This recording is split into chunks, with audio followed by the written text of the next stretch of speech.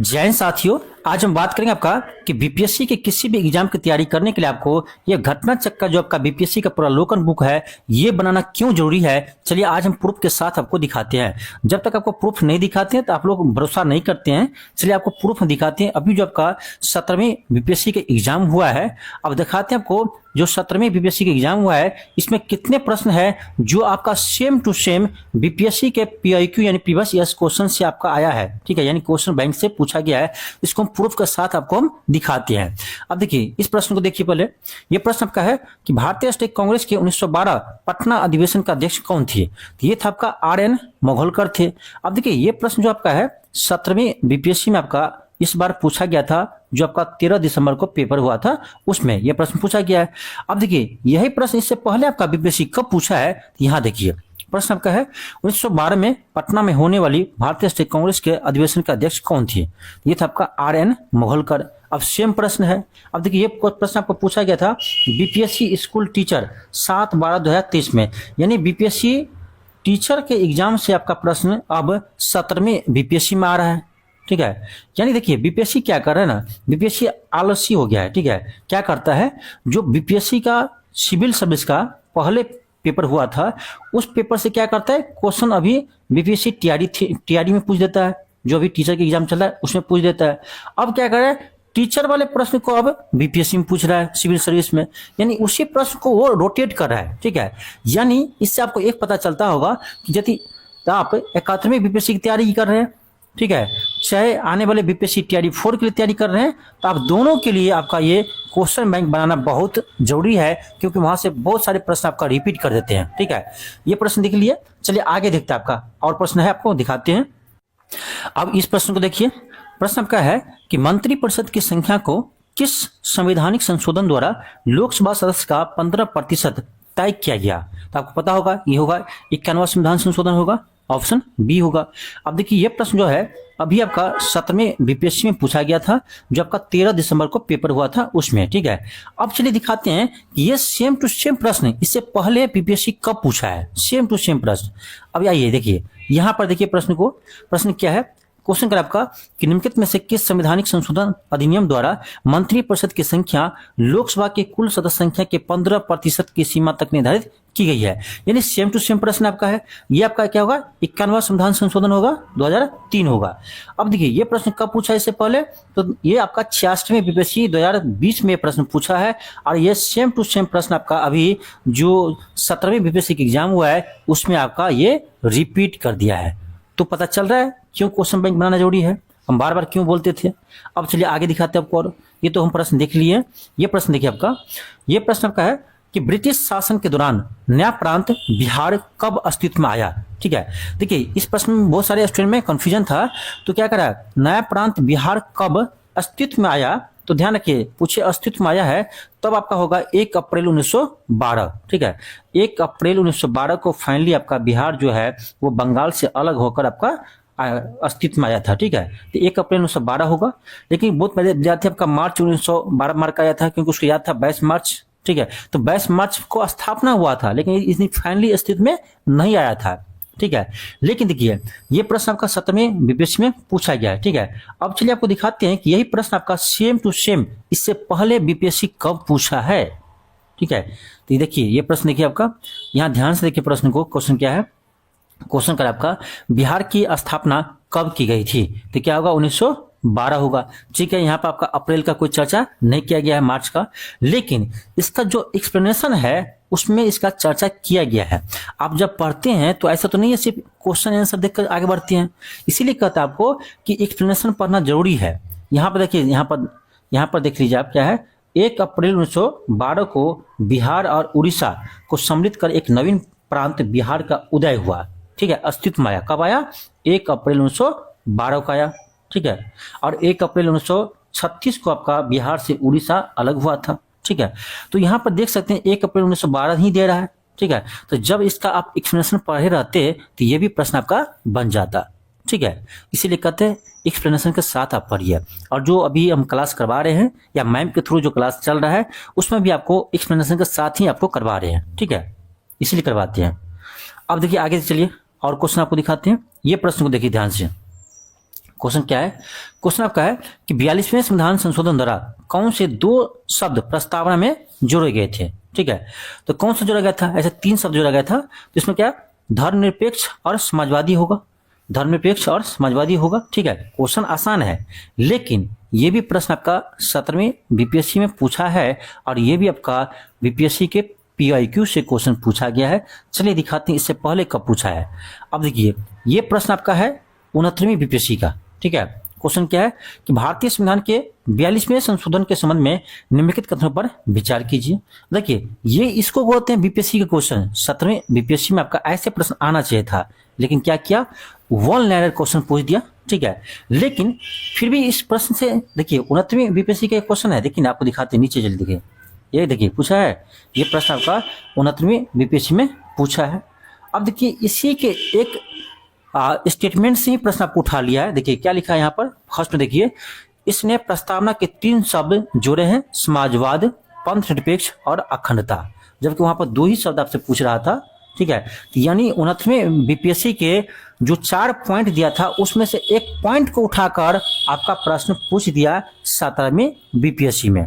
देख रहे हैं, आपको लगता नहीं होगा कि ये 69वीं बीपीएससी का ही क्वेश्चन है, लेकिन ये आपका 69वीं बीपीएससी का ही रिपीटेड क्वेश्चन है जो आपका 17वीं बीपीएससी में पूछा है। ठीक है, देख लिए। और चलिए दिखाते हैं आपको, और आपको दिखाते हैं हम। ये प्रश्न देखिए, ये प्रश्न आपका है कि बिहार की जनगणना 2011 के अनुसार बिहार में लिंगानुपात क्या है? क्या आपको पता होगा ना, 918 है। यदि पता नहीं है तो आपको बिहार स्पेशल क्लास पूरे अच्छे से करवा रखे हैं, पूरे बेसिक से, उसको जाकर देखिए। ठीक है, सारा आपको क्लियर हो जाएगा। तो क्या है, 918 है बिहार में लिंगानुपात। ठीक है, अब देखिए ये भी प्रश्न आपका 17वीं बीपीएससी में पूछा है। 13 दिसंबर को जो पेपर था उसमें पूछा है। ठीक है, 13 दिसंबर को जो पेपर हुआ था उसमें पूछा था। अब चलिए दिखाते इससे पहले कब पूछा है यही क्वेश्चन। अब ये प्रश्न देखिए यहाँ पर, भारतीय जनगणना 2011 के अनुसार बिहार राज्य में लिंगानुपात क्या है? सेम प्रश्न है, क्या होगा, 918 होगा। कब पूछा है? 64वीं बीपीएससी 2018 में प्रश्न पूछा है। यानी 2018 के प्रश्न को ये अभी 2024 के लास्ट में पूछ रहा है, यानी 64वीं बीपीएससी के प्रश्न को आपका 17वीं बीपीएससी में पूछ रहा है, यानी रिपीट कर रहा है। अब देख रहे हैं कितने प्रश्नों को आपको सेम टू सेम रिपीट करते हैं। इसीलिए कहते हैं कि जो घटना चक्र का क्वेश्चन बैंक है उसे बनाइए। ठीक है, तो देखिए आप लोग के लिए हम क्या कर रहे हैं, इस बार आपका 71वीं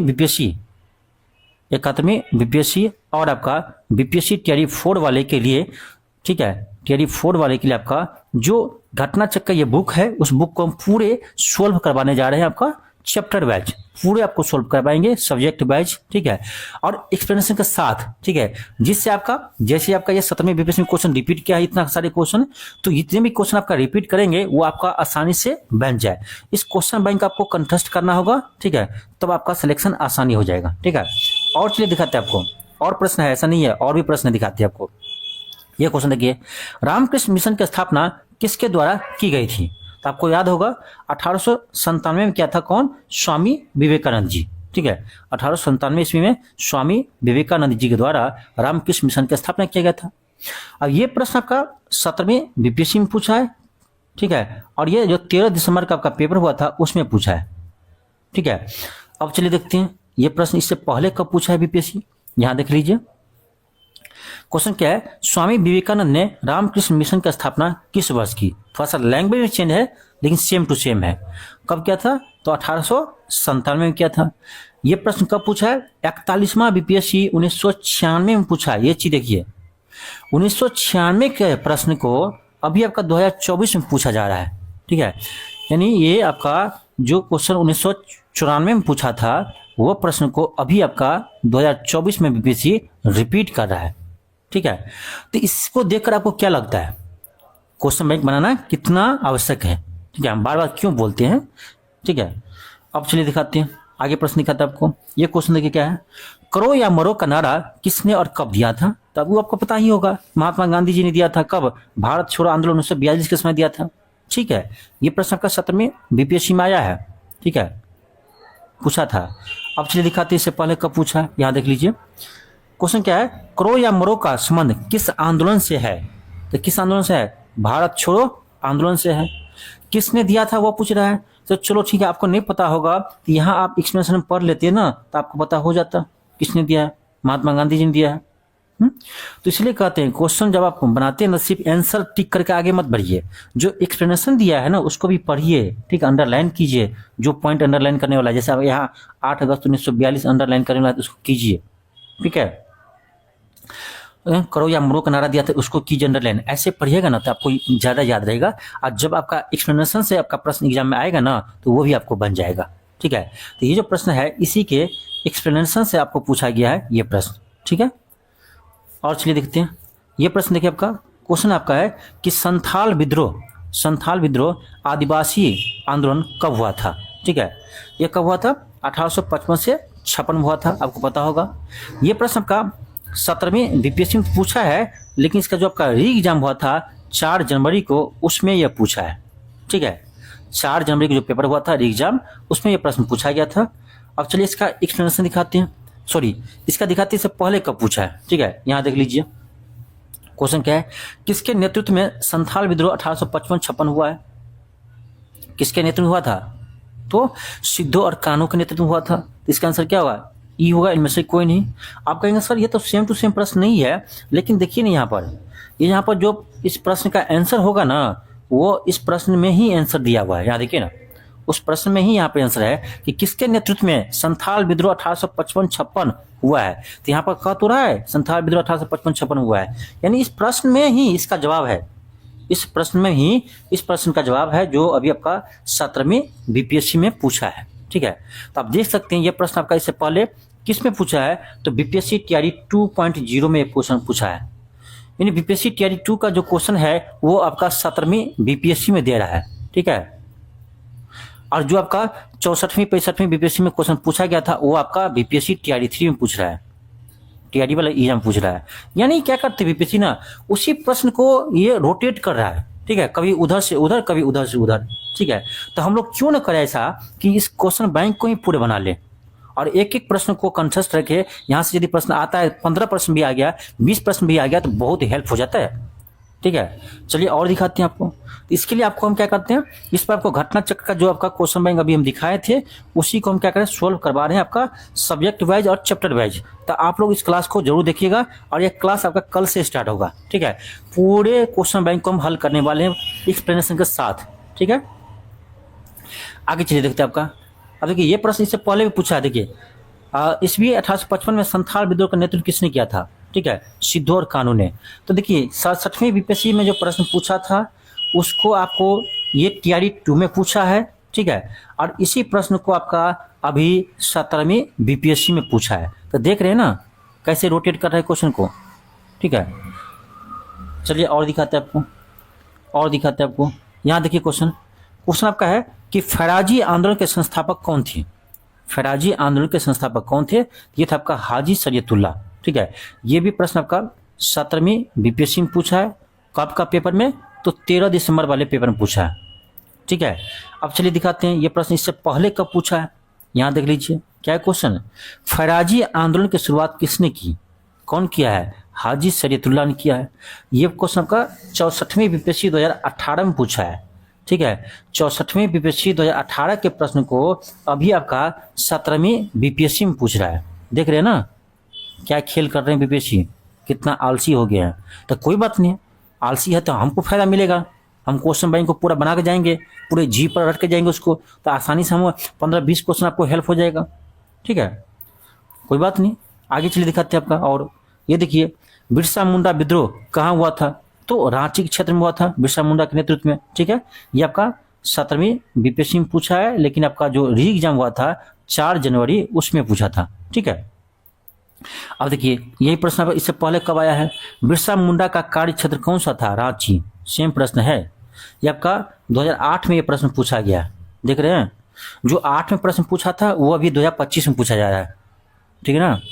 इसलिए कहते हैं क्वेश्चन बैंक बनाइए। और चलिए देखते हैं ये प्रश्न को, देखिए ध्यान से। ये प्रश्न आपका है शिशु मृत्यु दर क्या है? शिशु मृत्यु दर क्या है, ठीक है। तो इसका आंसर क्या होगा? इसका आंसर होगा कि उस विशेष वर्ष में पैदा हुए 1000 जीवित बच्चों के अनुपात में 1 वर्ष की आयु से पहले मरने वाले बच्चों का अनुपात, ठीक है। ये आपका 17वीं बीपीएससी में पूछा है, आपका जो री एग्जाम हुआ था 4 जनवरी को, उसमें पूछा है। अब देखिए ये प्रश्न कहाँ से चुराया है बीपीएससी ने, तो अपने ही प्रश्न चुरा लिया जो आपका 29वीं बीपीएससी में पूछा था। यहाँ क्या है, कह रहा शिशु मृत्यु दर के बारे में निम्नलिखित कथनों पर विचार कीजिए। देखिए ये प्रश्न होता है आपका बीपीएससी का सिविल सर्विस का, ठीक है, जो 29वीं बीपीएससी में पूछा गया था। अब क्या करते, उसी का एक ये पॉइंट से, देखिए उसी का एक पॉइंट जो आपका फर्स्ट पॉइंट है ना, वही से प्रश्न ये उठाकर पूछ दिया है। देखिए ना यहाँ पर क्या कह रहा है, यह शिशु के जन्म से लेकर ठीक 1 वर्ष की आयु के बीच में मृत्यु की संभावना जो प्रति 1000 जीवंत बच्चों पर व्यक्त की जाती है, उसी को मृत्यु दर कहते हैं, शिशु मृत्यु दर कहते हैं। ठीक है, जो 29वीं बीपीएससी का एक पॉइंट है, 4 पॉइंट पूछा है, लेकिन इसमें जो एक पॉइंट है ना, उसी पॉइंट को उठाकर ये क्वेश्चन बना दिया है 17वीं बीपीएससी में। ठीक है, तो आप देख रहे हैं ना बीपीएससी की खेल, आपको आज खेल समझाने आए हैं बीपीएससी का, कैसे आप लोग बीपीएससी पास करेंगे, बीपीएससी का कोई भी एग्जाम। आप लोग बार बार बोलते हैं सर एग्जाम पास नहीं हो रहा है, क्या करे क्या करे, तो आज आपको बता रहे थे क्या करें। सबसे पहले काम को क्या करना है, देख लिए ये प्रश्न रिपीट किया है। ये प्रश्न देखिए आपका 1857 के विद्रोह के समय पहली बार प्रथम भारतीय स्वतंत्रता संग्राम के रूप में किसने वर्णित किया है, तो वी.डी. सावरकर जी ने से वर्णित किया है। ये आपका 4 जनवरी में आपका 17वीं बीपीएससी में जो आपका 4 जनवरी को रिपीट एग्जाम हुआ था, री एग्जाम हुआ था, उसमें आपका पूछा गया था।